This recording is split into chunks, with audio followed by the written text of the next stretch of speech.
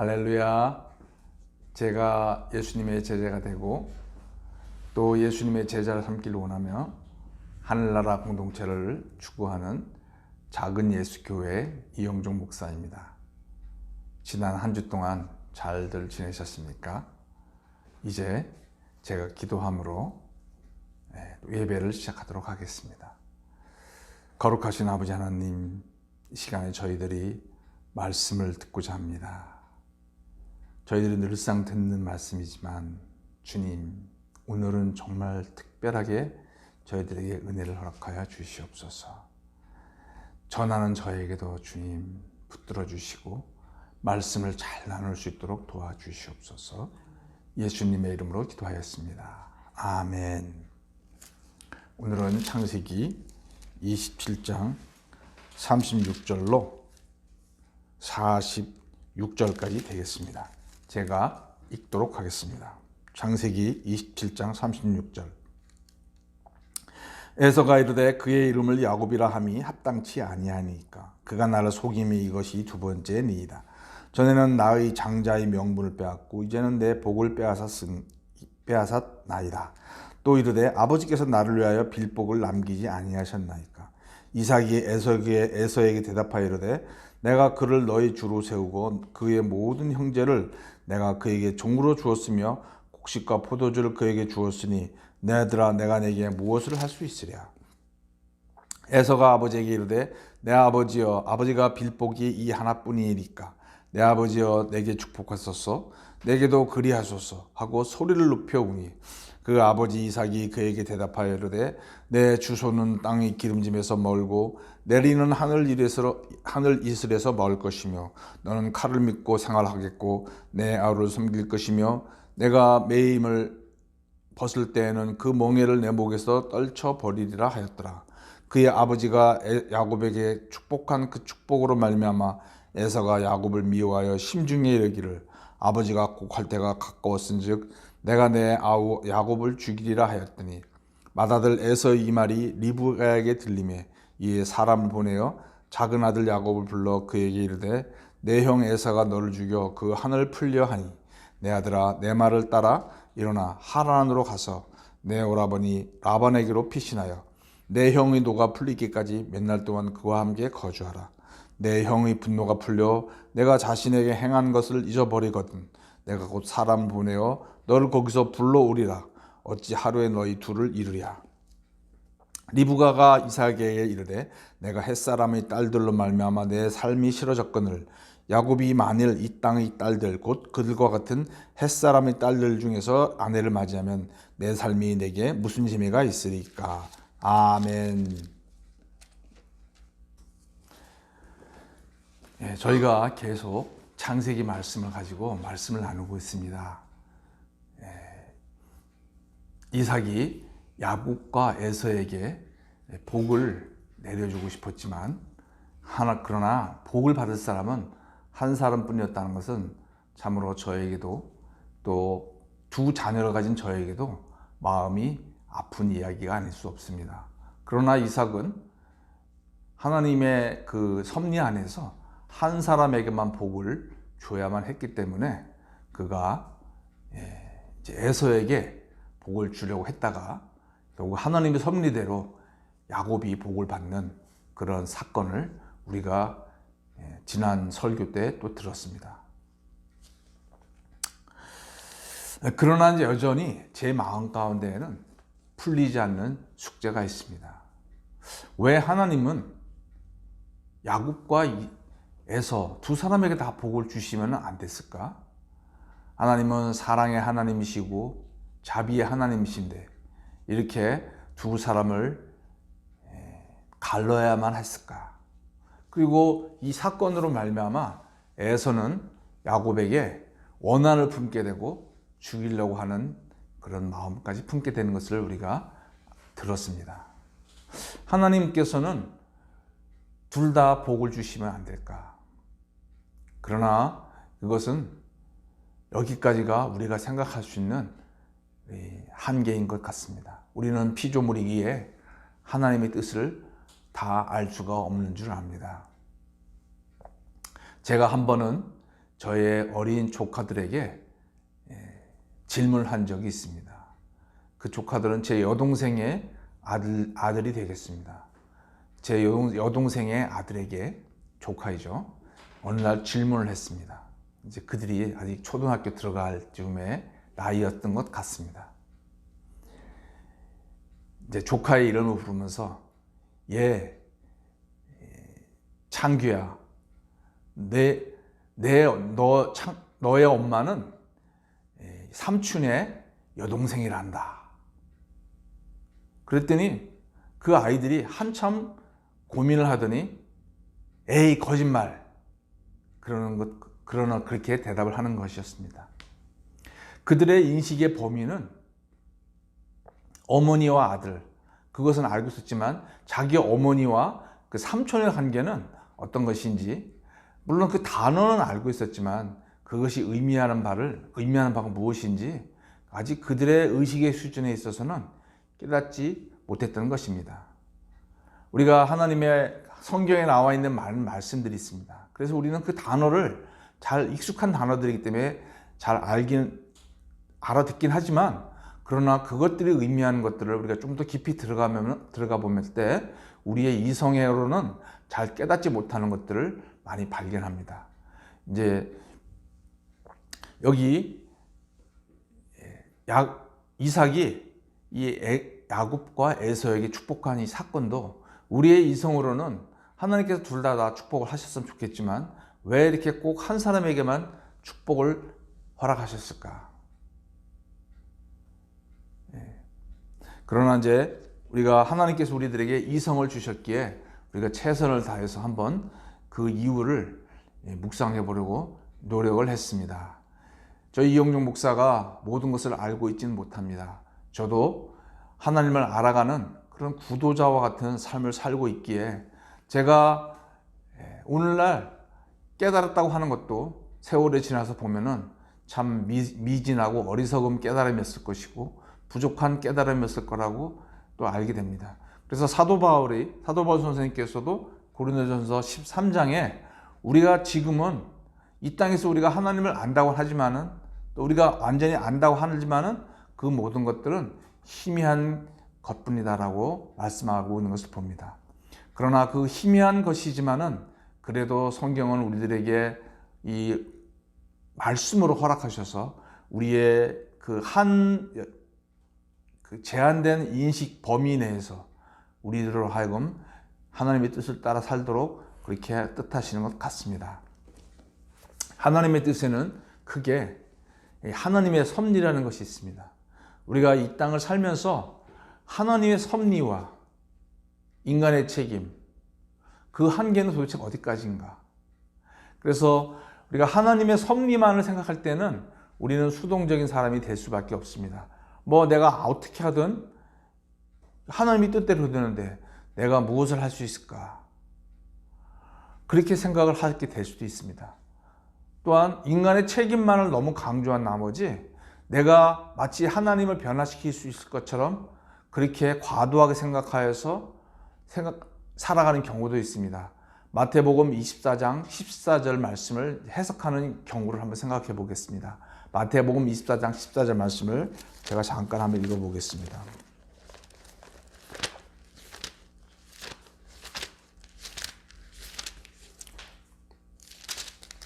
마태복음 24장 14절, 이 천국 복음이 모든 민족에게 증언되기 위하여 온 세상에 전파되리니 그제야 끝이 오리라.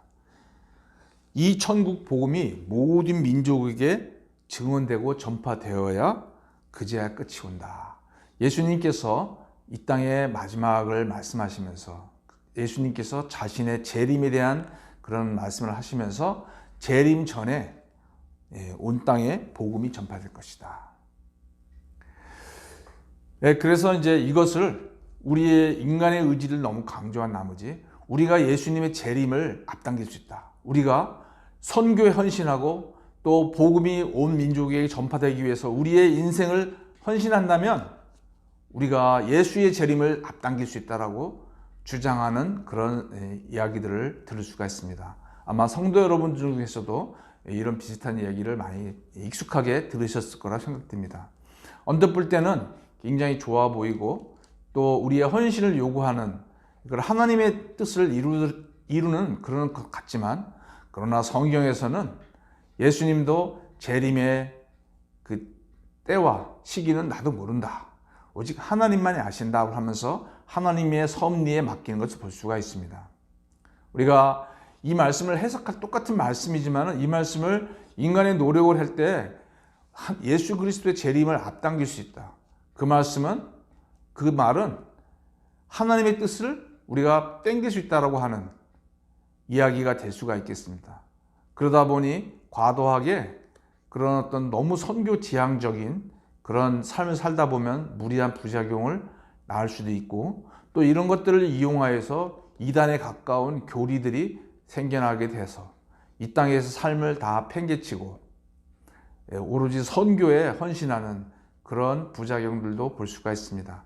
물론 우리가 선교에 헌신해야 되는 것은 맞지만, 그러나 우리의 헌신이 하나님의 섭리를 움직일 수 있는 그런 것은 아닙니다. 그래서 성경에서는 하나님의 섭리와 인간의 책임, 이것은 정말 우리가 다 알 수 없는 그런 신비에 속하겠습니다. 그러나 성경을 주시는 것은, 또 성경에서 말씀하고 있는 것은 우리의 제한된 이성이지만 하나님의 섭리와 인간의 책임, 이 두 가지를 다 성경은 우리가 관심 가져야 할 것들을 말씀하고 있습니다. 우리가 하나님의 섭리 쪽만 생각하면 에서는 택함을 받지 못한 사람이기 때문에 버림을 받고 벗는 것이 당연하게 생각할지 모르지만, 그러나 히브리서 말씀에서는 이제 이 에서의 행동에 대해서 설명을 하고 있습니다. 히브리서 12장 말씀을 읽어보겠습니다. 히브리서 12장 16절 17절. 음행하는 자와 홑 한 그릇 음식을 위하여 장자의 명분을 판 에서와 같이 망령된 자가 없도록 살피라. 너희가 아는 바와 같이 그가 그 후에 축복을 이어받으려고 눈물을 흘리며 구하되 버림바 되어 회개할 기회를 얻지 못하였느니라. 에서의 행동에 대해서 성경은 망령되다, 그가 하나님 앞에 버림을 받은 존재였기 때문에 어쩔 수 없다고 얘기한 것이 아니라 망령되다라고 얘기하고 있습니다. 아주 잘못된 거죠. 그리고 그 후에 그가 잘못되는 것들을 깨닫고 눈물을 흘렸지만 회개할 기회를 얻지 못했다. 그래서 성경은 에서의 행동에 대해서 하나님 앞에서 정말로 잘못된 행동이고, 그 다음에 그런 행동에 대해서 그는 회개할 기회를 얻지 못했다. 성경은 그래서 이 사건을 통해서 우리에게 보여주고 있는 것은 무엇이냐 하면, 우리가 하나님의 섭리를 생각할 수 있지만, 그러나 성경은 또한 우리의 인간의 책임을 말씀하고 있습니다. 만약에 에서가 하나님의 약속을 귀하게 여겼다면, 야곱의 그런 유혹이 왔을 때 그가 어떻게 했어야 될까요? 아마 다르게 행동하지 않았을까 생각합니다. 그러나 야곱은 자기가 택함을 받은 사람이었다는 생각은 있었지만, 그러면 그가 그것을 가만히 있어도 자기한테 올 것이기 때문에 굳이 형을 속이면서까지 그렇게 해야 할 필요가 있었겠습니까? 그러나 성경은 무엇을 말하고 있습니까? 야곱이 그 하나님의 약속이 있었지만 그것이 자기 것이 되도록 하기 위해서 그것을 따라서 잊지 않고 살았던 것을 기억합니다. 그래서 하나님께서 우리에게 어떤 약속을 주신다 할지라도 우리 인간이 그것을 위해서 간절히 사모하고 행하지 않는다면 그 약속은 진정 우리의 것이 될 수 없다는 것들을 성경은 보여주고 있습니다. 또한 이 야곱과 에서의 선택에 대한 이것은 또 우리에게 무엇을 보여주고 있을까요? 그것은 마태복음 24장의 말씀을 또한 우리에게 보여준다고 생각합니다.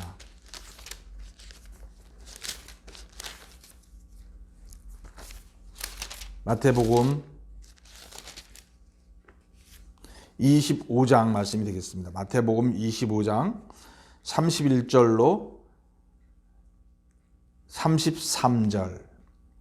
인자가 자기의 영광으로 모든 천사와 함께 올 때에 자기의 영광의 보좌에 앉으리니 모든 민족을 그 앞에 모으고 각각 구분하기를 목자가 양과 염소를 구분하는 것 같이 하여 양은 그 오른편에 염소는 왼편에 두리라. 예수 그리스도께서 하나님의 영광으로 모든 천사와 함께 올 때에 영광의 보좌에 앉으시고 모든 민족을 구분하신다고 그랬습니다. 그것은 하나님의 배타적인 행동입니다. 인간의 어떤 선택이나 노력으로 되는 것이 아니고 하나님의 전적인 선택권입니다. 그래서 구분하여서 목자가 양과 염소를 구분하는 것 같이 구분한다고 하였습니다. 다시 말하면 구원받은 자와 구원받지 못한 자를 구분하는 것이죠. 야곱과 에서가 그 이삭의 밑에서 같이 자녀로 살았지만 그러나 그 선택받는 순간이 온다고 성경은 말씀하고 있습니다. 우리가 이 땅에서 불신자들과 예수 그리스도를 모르는 사람들과 함께 어울려 삽니다. 그러나 성경은 말씀하고 있기를 예수 그리스도의 재림 때 우리의 의지와는 상관없이 내가 양의 편에 서든지 염소 편에 서든지 그것을 결정해야 될 날이 온다. 성경은 말씀하고 있습니다. 성도 여러분, 양은 무엇입니까? 하나님의 택함을 받은 자이고 염소는 하나님의 택함을 받지 못한 자입니다. 양은 무엇입니까? 자기의 죄를 고백하고 오로지 구원의 유일한 해결책은 예수 그리스도라는 것을 믿고 죄를 자복하며 예수 그리스도를 마음에 모셔드린 자이며 염소는 누구입니까? 이 세상의 모든 종교는 다 똑같고 인간의 힘으로 구원받을 수 있다고 자기의 의를 내세우며 예수 그리스도의 보혈을 거부하고 사는 그런 사람이 아니겠습니까? 그러나 진정 내가 그 양에 속한 무리인지 또는 염소에 속한 무리인지 어떻게 알 수 있겠습니까? 제가 걱정이 되지만 그러나 고백할 수 있는 것은 이것은 우리가 정확히 알 수 있는 것은 아닙니다. 우리 심중에 그렇게 믿을 수는 있을지 모르지만 그러나 양과 염소로 가르시는 분은 하나님의 전적인 배타적인 행동이기 때문에 우리는 그것을 정확하게 알 수가 없습니다. 우리는 죽어봐야 그것을 정확하게 알 수가 있습니다. 그래서 종교개혁가 칼빈은 이렇게 말했습니다. 우리가 하늘나라에 가면 세 가지 때문에 놀랄 것이다. 첫째는 당연히 올 거라고 생각했던 사람이 천국에 없는 것입니다. 둘째는 저 사람은 못 올 거야, 지옥에 갈 거야 라고 생각했던 사람이 천국에 와 있는 것입니다. 셋째는 나 같은 죄인이 정말 천국에 와서 하나님 앞에 섰더니 정말로 지옥에 가도 마땅한 내가 천국에 와 있는 것을 보고 놀란다고 하였습니다. 오직 믿음으로 구원받고 오직 성경으로 오직 은혜로 구원받는다는 것을 고백했던 그 칼빈 선생님도 구원과 연관돼서는 이렇게 우리들에게 설명해 주고 있습니다. 이삭 밑에서 야곱과 에서가 자녀로 살았지만 하나님의 택함을 받은 사람은 한 사람이고 하나님의 복을 받았던 사람은 한 사람이었던 것처럼 성경은 그러한 사건을 통해서 사랑의 하나님이시지만 그러나 또한 심판의 하나님이시다는 것들을 성경은 보여주고 있다고 생각합니다. 성도 여러분, 하나님을 너무 가볍게 생각하지 맙시다. 우리에게 주어지는 인생이 있습니다. 인생은 남들과 똑같이 우리 그리스도인들하고 뭐 다르게 살겠습니까? 그러나 그 마음에 하늘나라를 생각하며 하늘나라를 소망하며 사는지 안 사는지는 하나님이 아십니다. 이제 다음부터는 이제 28장부터 야곱이 자기 부모를 떠나서 방랑하는 그런 인생에 대해서 나누도록 하겠습니다. 제가 기도하겠습니다. 아버지 하나님, 에서와 야곱이 하나 아버지 이삭의 밑에서 살았지만 그러나 하나님 그들에게 똑같은 기회가 있는 것이 아니라는 것들을 배웠습니다. 그리고 언젠간 그들이 나뉘어야만 했던 그런 것들을 보게 되었습니다. 주님, 저희들의 인생도 다른 사람과 별별 다름없이 사는 것 같지만 언젠간 저희들도 하나님 앞에서 결단의 시기들이 오는 줄 압니다. 특별히 최후 심판 때 저희들이 양의 무리에 속하기를 원합니다. 주님, 저희들 이 땅에 살 동안에 착각하는 일이 없게 하여 주시고 하나님을 두려웠고 떨림으로 섬기며 살아갈 수 있도록 도와주시옵소서. 예수님의 이름으로 기도하였습니다. 아멘.